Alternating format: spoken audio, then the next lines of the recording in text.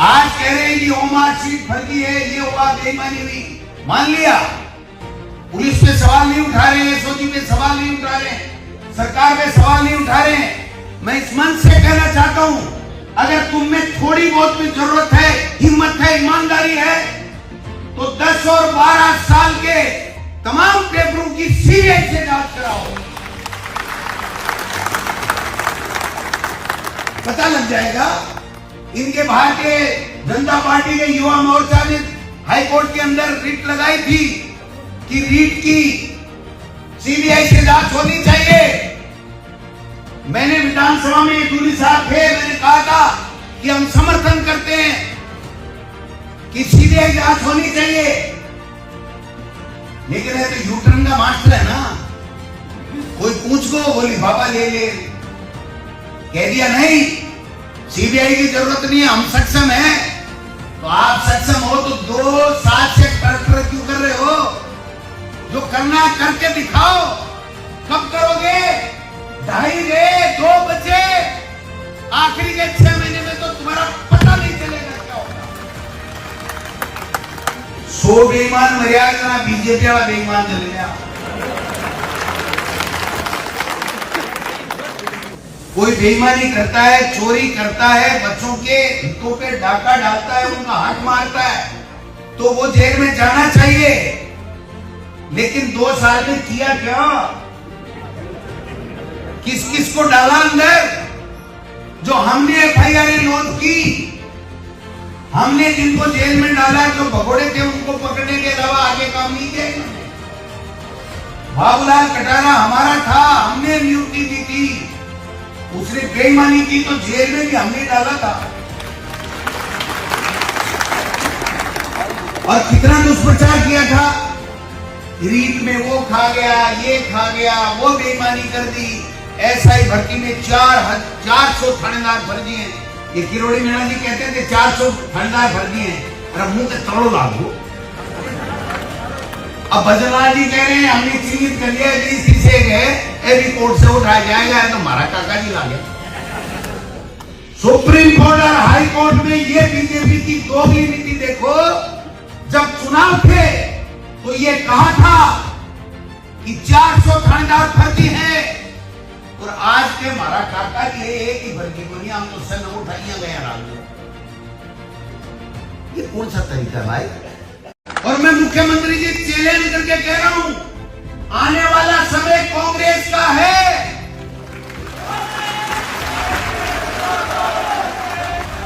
अब की बार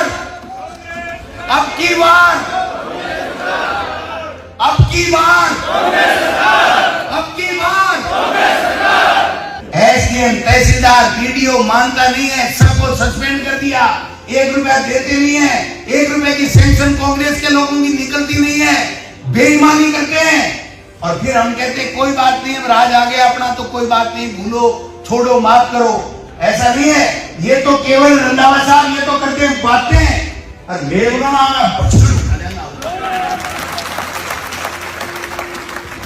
2-2.25 साल है मुख्यमंत्री जी, जिसको गिरफ्तार करना है कर लो, वरना आप लोगों की बारी आने वाली है।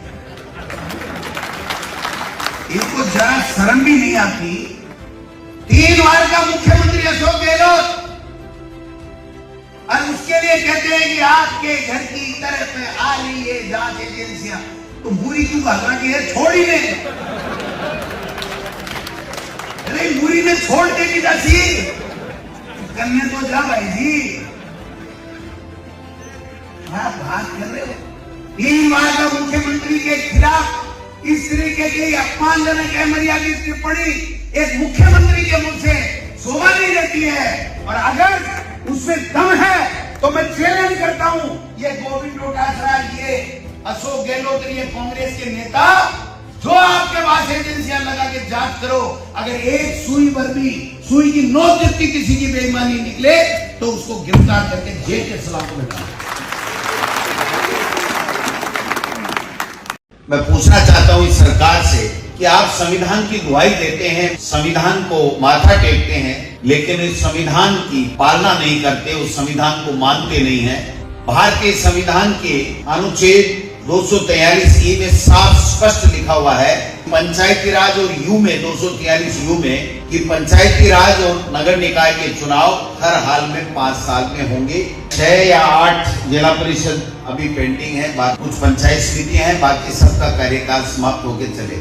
और जो नहीं गए उनको इस सरकार ने आने के बाद में बिना कोई जांच, बिना कोई आरोप, बिना कोई एलिगेशन के हटा के चाहे वो नगर निकाय के हों चाहे पंचायत राज के हों, और यहाँ तक भी कर दिया कि एक नगर निकाय के चेयरमैन को या एक पंचायत राज के प्रधान को एक बार हटाया, वो जुडिशियल इंक्वायरी से वापस बरी होकर के आ गया, क्लीन चिट लेकर के आ गया, ज्वाइन नहीं कराया, फिर कंटेम्प्ट लगाया, फिर ज्वाइन करा लिया, 2 दिन बाद में फिर हटा दिया बिना नोटिस दिए, फिर वो दोबारा जांच करा के आ गया, फिर आ गया और फिर ज्वाइन किया और 2 दिन बाद में फिर हटा। ये कौन सा कानून है भाई? हमारे समझ में नहीं आता। हमारी सरकारों ने तो कभी नहीं किया, हमारे नेताओं ने तो कभी इस प्रकार से नहीं किया। आज ही आनंद फानंद में कह रहे हैं कि हम पंचायत के राज में चुनाव करा रहे हैं, पुरानी वोटर लिस्ट से करा रहे हैं। मैं पूछना चाहता हूं, आप हाथ पर हाथ धरे बैठे क्यों थे? आपको रोका किसने था पंचायती राज के चुनाव कराने के लिए? 1 स्टेट 1 इलेक्शन, हर नेता के, हर मंत्री के, जिसकी चलती खुद के डिपार्टमेंट में नहीं है, वो बयान देने लग जाता है कि साहब हम तो 1 स्टेट 1 इलेक्शन कराएंगे। कराएंगे क्या 1 स्टेट 1 इलेक्शन? हो गए क्या सर?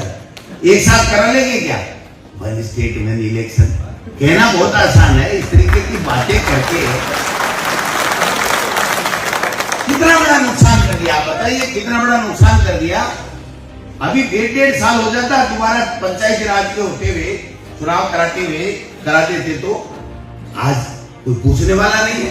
कोई मिला है क्या पैसा? आपको बताओ, कहीं कोई पैसा मिला किसी को? 1 रुपया नहीं, जब 3000 करोड़ रुपए तो हमारे खत्म ही हो गए। इन्होंने कह दिया भारत सरकार ने कि मुख्यमंत्री जी आप कैसे पढ़े हो, हम सबको पता है, कि चिट्ठी ले जाओ, अगर मार्च से पहले चुनाव नहीं हुए पंचायती राज के तो 3000 करोड़ रुपए तुम्हारे ओम स्वाहा।